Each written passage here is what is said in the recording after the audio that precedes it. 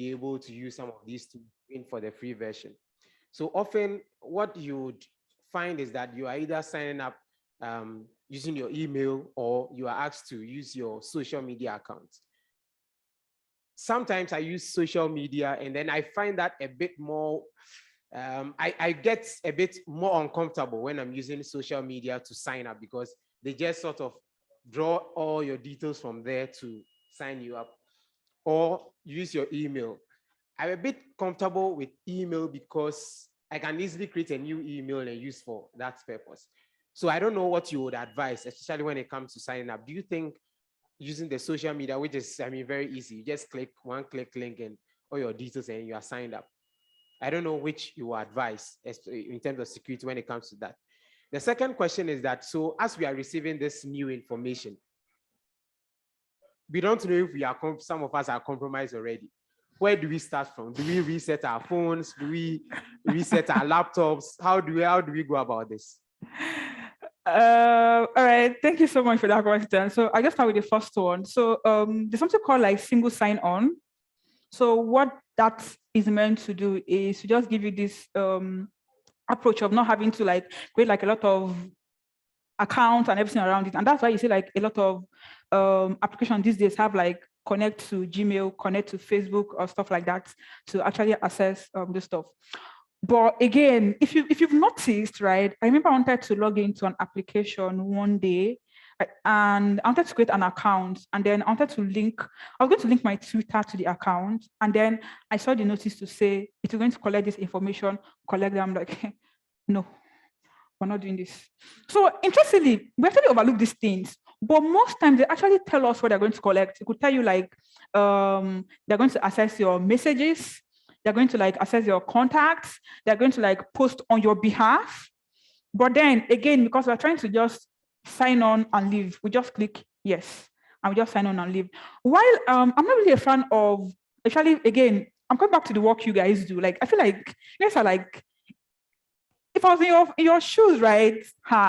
God, I don't know, but I think I need to give like kudos to like the kind of work and the amount of work you guys do, and considering the fact that a lot of like security issues, physical and digital as the case may be, I don't think you should connect like your social media account to like any application to use them. Like you said, you could always have like a particular email, just one. You don't even have to like keep creating like emails like every single day. Have like just one email that for every time you need to like use an application as the case may be, you just use that email. I think that's fine, really. You don't have to go through the hassle of trying to like connect your social media account to an application. And then you start doing like the whole scared, okay, what if? So I think I'll go through the email route instead of the linking social media accounts. And yeah, so next question. Okay, so at City Hub, there's this work we do, right? Again, like I said, it's like our target at City Hub is civil societies, journalists, media, and vulnerable groups. So there's this work we do where we actually carry out like assessments, audits, as the case may be, for media houses and journalists. So because I'm like 2 months in this role, so I don't really have like a list of organizations, like because I know there's like a project we're actually about to start that actually talks about something like this, like working with like journalists and media houses. And another interesting thing is we're currently about to start a project where we'll actually be like training like people. So because again, I said, we can't like do the work alone. Like imagine how many like media houses we have. Like how many audits you want to carry out, how many security assessments you want to carry out, really like a lot of work. So one of the approach we've actually just adopted is we're working with funders currently to like train people for like different areas, cloud security as case maybe, which means you have to use like cloud the organization. We're going to train like people, and then we send them to like carry out, do this work for us in certain organization. So I think it'd be nice to just have like a conversation around where you work and stuff like that. So we can just probably we just put you guys in look for our next assessment as case maybe. No, please don't wipe your phone. So yes. I had to come in to add this. So for example, you talked about they tell us what they are going to use the information or whatever they need our phone for. So for instance, an app like Truecaller, a lot of people use Truecaller, for instance.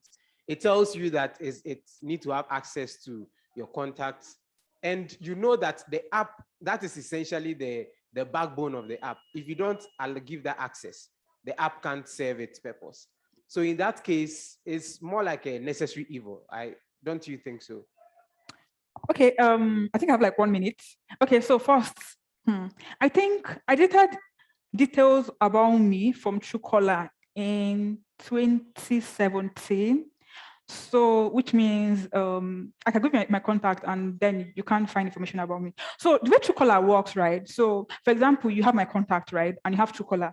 So it comes to, once you start the Truecaller, right? It like reads all of your contacts. So which means for everyone that calls me and uses Truecaller, I could just pick that details from you and say, oh, this is the person that called.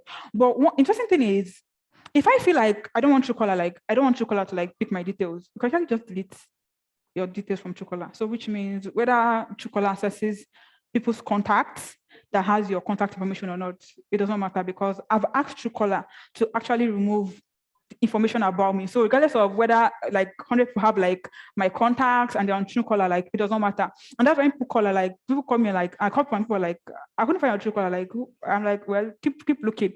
So I think yes, it's like I get your point, but then I think that talks about data protection and privacy, because you have my contacts, but then I don't want people to actually get, like, I don't want people to know I call, to know when I call them, to know that it's me.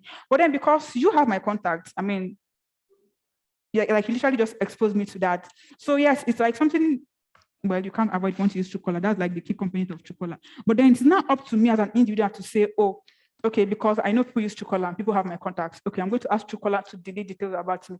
And well, I've done it and it has worked. So I think now that we know that people use Truecaller and have like our contacts, and we feel like, oh, we don't want people to actually like get information about us, when we call or know who is calling and thereabouts, could just ask Truecaller to remove your contact, and because since you have no control over it, basically. So okay, I think time is up. Thank you so much for your questions. It was so nice talking to you. Thank you.